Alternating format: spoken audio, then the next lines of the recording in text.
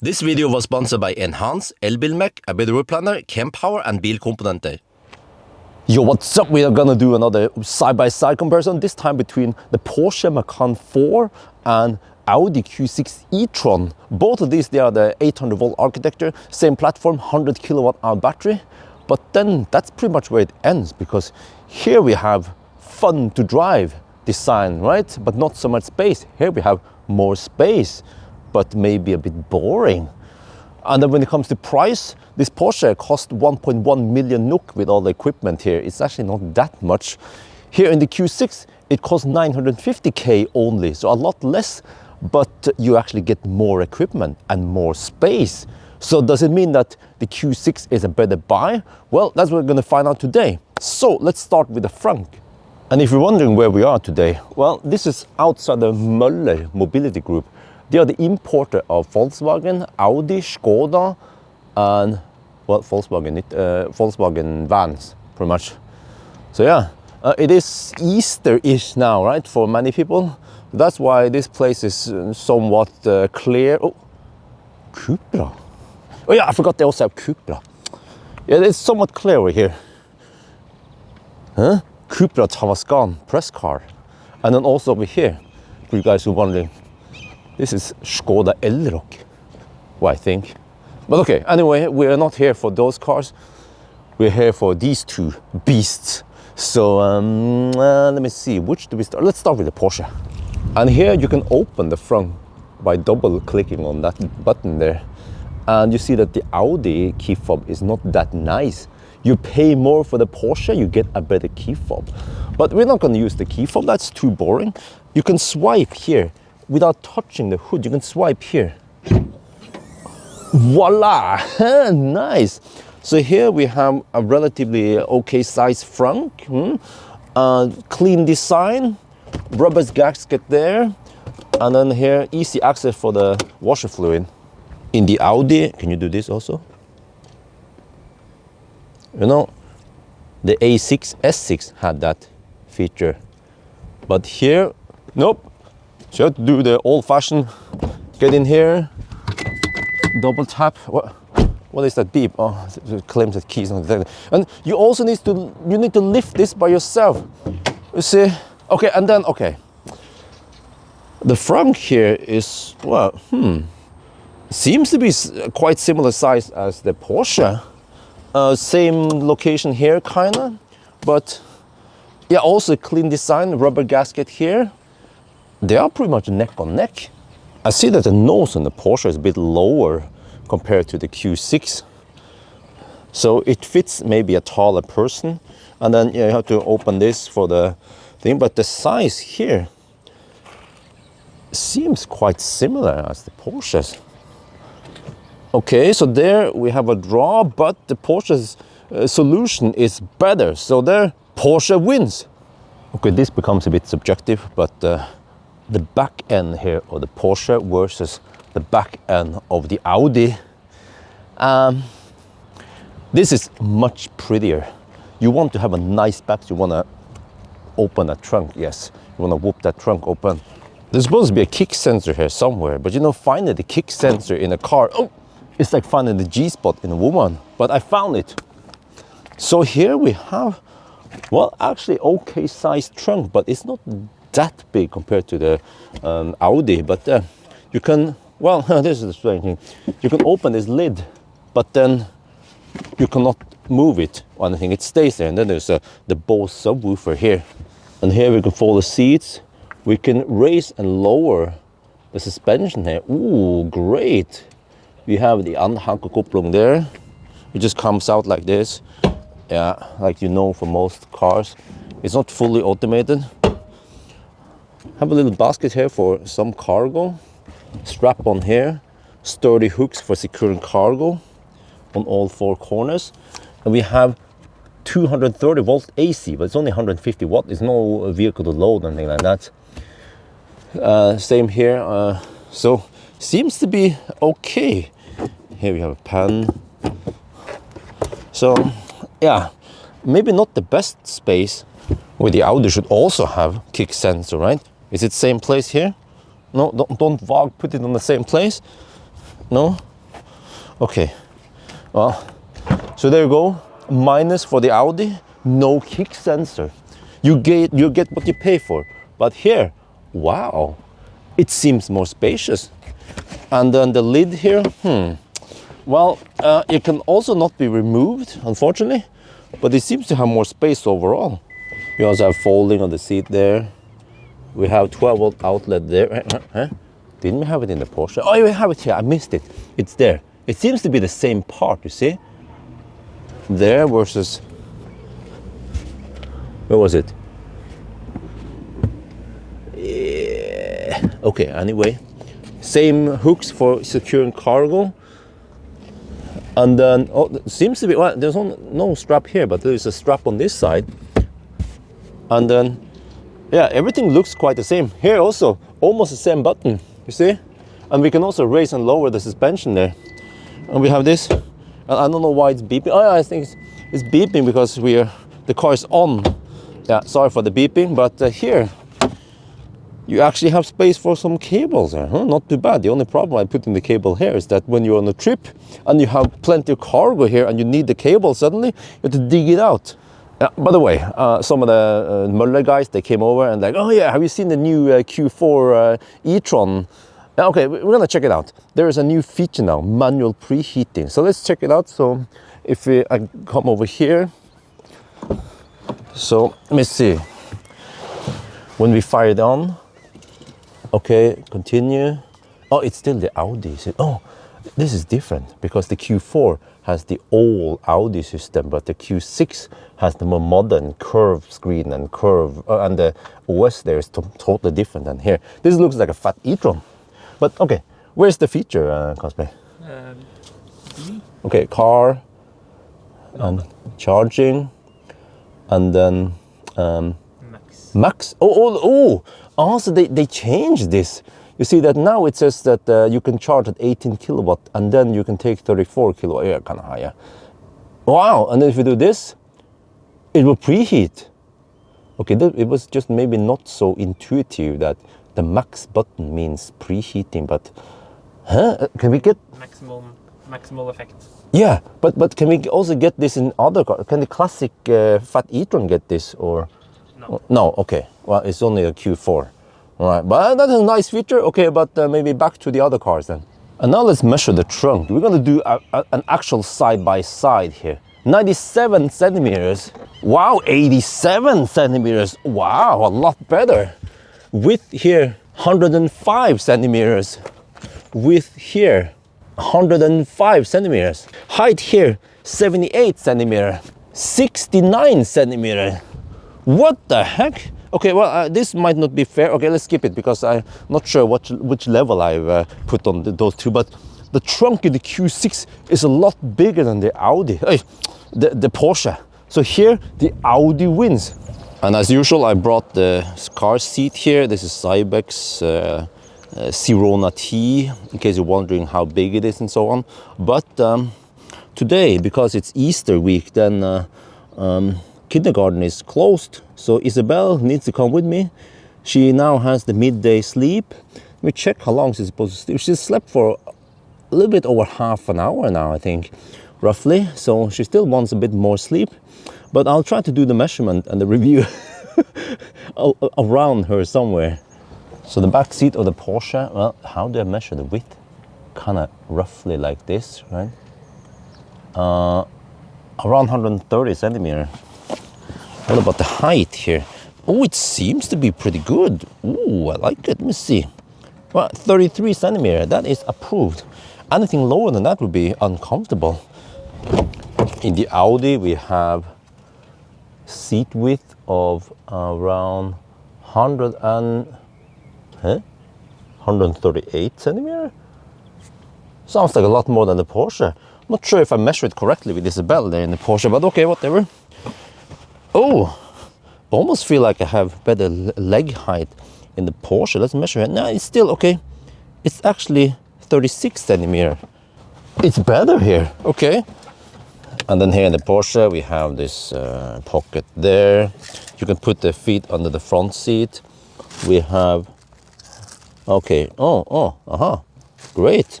some HVAC adjustments here, manual adjustment, a little shaft there, but it's not able to fit my brand new modern Samsung Galaxy S9 Plus. It's too small. Here, where are the USB? Okay, USB ports are down there, 2 USB-C. Great. And then, any air vents here? No. We have handles there. But, look here, you can do this. Go forward here, okay, and then you can open up the panorama roof, but you can also open it completely up. Wait, no, I want more light, so you can press this button here, and you open up the cover. But this bit becomes a bit dark because the glass actually goes over the other glass and it's tinted. But you can have this openness here, and Isabel loves it. Isabel, huh? ชอบอย่างนี้ไหม ชอบเปิดไหม Nay. But usually she likes it. Just okay. Anyway, yeah, right here, Bose sound system.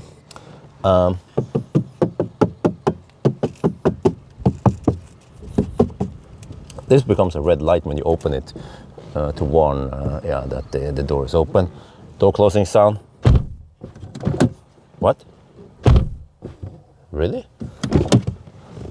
Okay. Anyway. Headroom is not that great, you know. Maybe it's more fair to compare it against the Q6 coupe, or whatever it's called, Sportback. Yeah, that's the fat Q6 over there. So because the Sportback, I remember, was also tight in the back here. But here you don't have a fist, you have 2 fingers of clearance. In the middle here you can take down this thing. Oh, but Achtung, Achtung, watch your snack. Becomes a table. And then ski opening. Oh, you open the whole thing here. Oh, sorry. It's a big ski opening. Germans, they like it big. They have big skis and they cannot lie. But I should also test the middle seat. Oh, the middle. Oh, shit. First of all, my legs cannot go here, right? It's tight. Okay, and then I have the bag there. Okay, just toss it with the bag here with the diapers and all that. You see, if I sit right in the middle hump here, oh, that is tight. Here also, I rub on the headliner there, whatever. Let me check something here. In the Porsche, can you take the seat more upright? Oh, you can. You can go like this. Just, I think that's a VOG part. Oh, and then it becomes quite upright. And that in combination that the seat is already going kind of up like this, and you sit cramped in here. So I probably don't want to use this position too often. And in the Audi, well, it looks like they have the exact same part here. Well, so you basically buy a Porsche, but you get Audi parts or Volkswagen parts.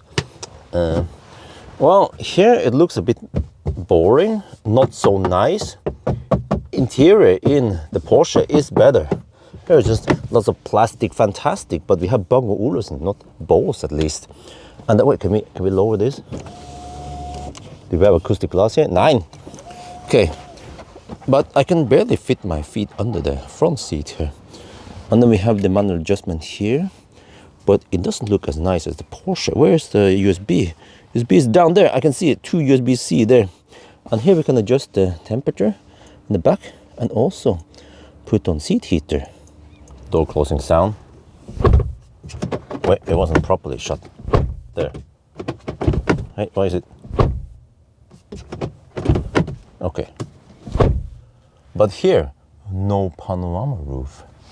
Center console goes like this. Seems to be almost the same. Yeah, okay. This turns out to be quite boring review because almost everything is the same. Wait, what about headroom? Oh, a lot better. Almost a fist of headroom here. And in the middle, okay, still kind of tight in the middle, but okay, then we have around 3 fingers. Okay, in the Porsche, we have Isofix in the back. Nice lids. They stay there when the hooks are in use. But there's no Isofix in the front. In the Audi, we have this solution. I like the Porsche solution better because this is a bit clumsy to pull back. Or maybe just getting used to, yeah. Sorry for the beeping, I had the car on. But the Audi has Isofix also in the front. And then there is no switch here for switching on and off the the airbag, it's done automatically, and you will see it here if it's on or off. And now we follow the seats. The seats fall almost flat, but here behind myself I have only 170 centimeters, and then here on this side where I push the seat all the way forward, then I have 195 centimeters. We're in the sun now, so this is why I don't want to shoot in the sun. I want to shoot in the shade, but okay, whatever. So when I fold the seats here in the Audi, it has the same slope, almost as flat as the other. As a Porsche, here behind myself I have length of what is it? Huh? No, it's not 100. There. Wow, we're really 182 centimeter. Holy macaroni. And then here behind the passenger, 205 centimeter. Audi wins. And now we have the Cybex 0T behind us here in the Porsche, and I want to see how much space do we have in the front. Let me adjust all the way back. Wait, are we rubbing into the car seat yet? There. Wow, plenty of space, to my big surprise. I thought it would be cramped. So it means if I go slightly more forward, so I still have okay leg room, then I can recline. But how much? Oh, that's it, roughly there. I mean, it's okay. What about in the Audi? Okay, so here we have, well, quite similar space as the Porsche, to my big surprise. Seems like the space you get here is in the trunk. So if I now go more forward, slightly bend knees, and then recline, there, there's the same. Yeah, I feel like this is the same as the Porsche. And now let's do a consumption test between these two cars. We'll start with the Porsche. So here in the instrument cluster, you see battery percentage here, so that's great. 17 degrees Celsius in the battery. And also this bracket shows the optimal temperature, usually between around 25 and 35 degrees Celsius for the maximum charging speed. So it's cold-ish. You have 11 degrees Celsius outside. This eats up a little bit too much space for my taste. I wish it was smaller, but okay, whatever. We have a trip meter here, and we are over here right now. And I'm gonna drive down to the ring road and just do a little loop. Not crazy high speeds over here, unfortunately. And in the Porsche, we have this great driving feel. The steering is super sharp. If you just turn the wheel, it just goes the direction you want immediately. Over the speed bumps, also quite comfortable, despite that we have 22-inch wheels.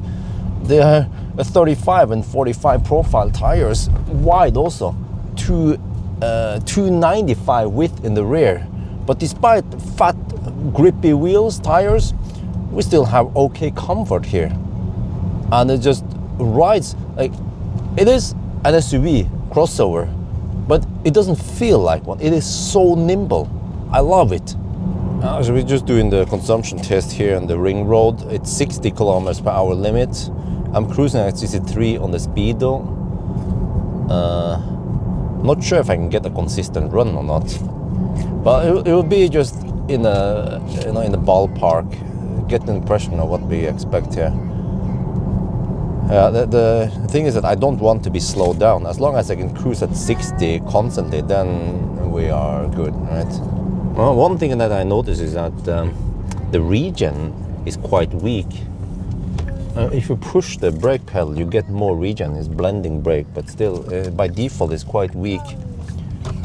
And it's also hard to find out where the heck the regen setting is. It's just a symbol with a battery around it or whatever. So, yeah, it's like Porsche doesn't want you to use regen. Okay, so we just turn around here and then head back. All right, and the consumption was 157 watt-hour per kilometer, and then reported distance 16.9. Wow, I didn't know that the Porsche could be that efficient. This would probably be the Sunday drive consumption, right? But we had HVAC on. And in the Audi, I can put Isabel in the front. So this is better because I have better contact with her here. Okay, and then here we have a relatively big screen. And also a big instrument cluster. So I need to reset this, but I'll show you that here, if you go to car, oh no, you can swipe, I forgot. You can swipe, where are the car settings then? Let me see. There. So, sorry for the sun here. But I will use efficiency mode since we have it here. In the Porsche, there was no efficiency, no range mode, just normal mode and the sport modes. As the Audi is still equipped with winter tires, we have Continental Viking Contact 7, 285 40 21 in the rear. I'm not sure about the front, if it's a staggered or not. 255 45 21. But then the Porsche is already on summer tires. They have Goodyear, what's it called again? F1, Eagle F1 Super Sport. And the front is, let me see, where is it? There, 255 40 22 in the front, but the rear is freaking fat. We have 295 35 22. So of course, these stickier tires should be less efficient than the Audi. But the Audi feels more bold. Still comfortable over the speed bumps because it's a German car. Wait, okay. I feel like it's more sluggish. When I turn the wheel, it just, oh, you want to turn that way? Okay, you know. It's not as sharp as the Porsche, but it seems like it's been tuned more towards comfort. But I mean, we are in the efficiency mode now. We are doing the consumption test. But overall, though, it doesn't feel as nice and tight as the Porsche. It's just like a typical SUV, right? And here we actually have head-up display with AR. It's quite big. The Porsche doesn't have it unless you pay extra. And then also we have auto steer. The Porsche doesn't have it unless you pay extra for the InnoDrive, which that car doesn't have, even though it's more expensive.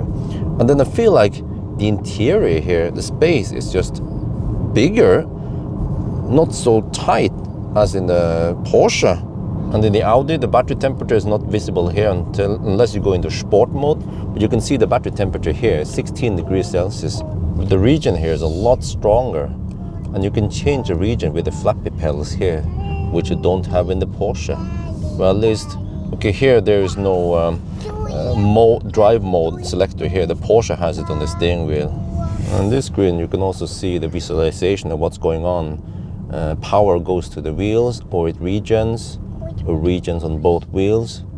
And if it was cold and we use B mode, a battery is cold, then we also see if the friction brakes kick in. Right now, even with full regen, it doesn't kick in. Oh, interesting. We actually consume more than the Porsche. Huh? How is that possible? Well, some say that maybe the winter tires are less efficient, but we had some up and downhill, and then the Q6 is heavier than the Porsche, around 80 kilograms heavier, so maybe that's why. But the distance reported is exactly the same because this is German precision. There you guys have it, two great cars, but which one is the best?